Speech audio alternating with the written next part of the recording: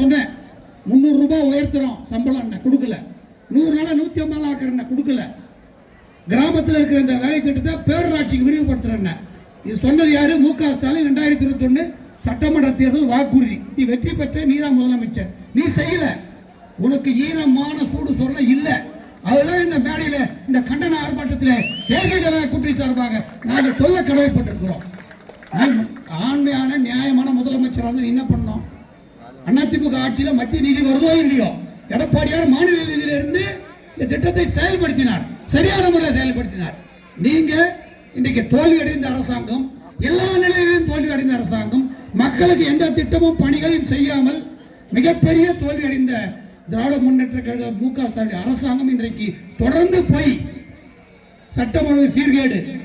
இப்ப பாத்தீங்கன்னா வார வாரம் ஒரு திட்டம், வெல்வோம் ஒன்றாக, ஒருங்கிணைவோம் ஒன்றாக, மக்களை இறங்க விட மாட்டோம், ஏற விட மாட்டோம், கட்டிப்பிடித்துக் கொள்வோம். இப்படி பொய்யை மட்டுமே சொல்லி கனவு காணுங்கள், உங்கள் கனவை நாங்கள் நிறைவேற்றுகிறோம் என்று சொல்கின்ற முதலமைச்சர் எப்போ கனவு காண்றது, எப்போ நிறைவேற்றுறது? 5 வருஷம் கொடுத்தாங்க, 5 வருஷத்துல நீ வேலை செய்யணும். உனக்கு முதலமைச்சராக ஓட்டு போட்டது எந்த வருஷம்? 21, 26, 5 வருடங்கள் நீ செய்யல வேலை. நீ ஒரு ஃபெயிலியர் முதலமைச்சர், ஃபெயிலியர் ஆட்சி, ஃபெயிலியர் கட்சி. உனக்கு எப்படி மறுபடியும் மக்கள் உங்களுக்கு வாய்ப்பு கொடுப்பார்கள்?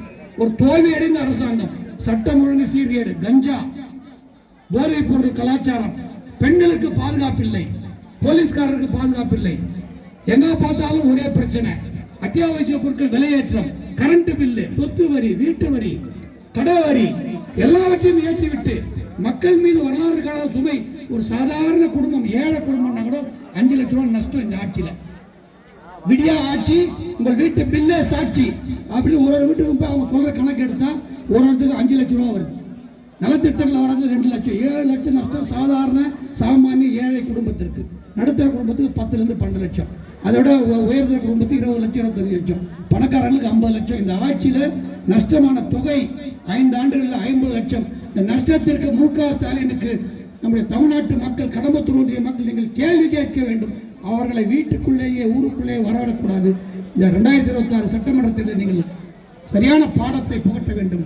அனைத்து இந்திய அண்ணா திராவிட முன்னேற்ற கழகம் தேசிய ஜனநாயக கூட்டணி வேட்பாளர்கள் திருவள்ளூர், திருத்தணி சட்டமன்ற தொகுதியிலே யார் நின்றாலும் அவர்களை வெற்றி பெற வைக்க வேண்டும் என்று பாதம் பணிந்து பணியன்போடு கேட்டுக்கொண்டு நல்ல நிகழ்ச்சியை ஒருங்கிணைத்த கழக நிர்வாகிகள், கூட்டணி கட்சி நிர்வாகிகள், குறிப்பாக நீண்ட நேரம் காத்திருந்த தாய்மார்கள், பெரியவர்கள் அத்தனை பேர்களுடைய மனவார்ந்த நன்றியை தெரிவித்து கோஷங்கள் படிக்கிறோம். ஒவ்வொருத்தராக நீங்கள் சொல்லுங்க.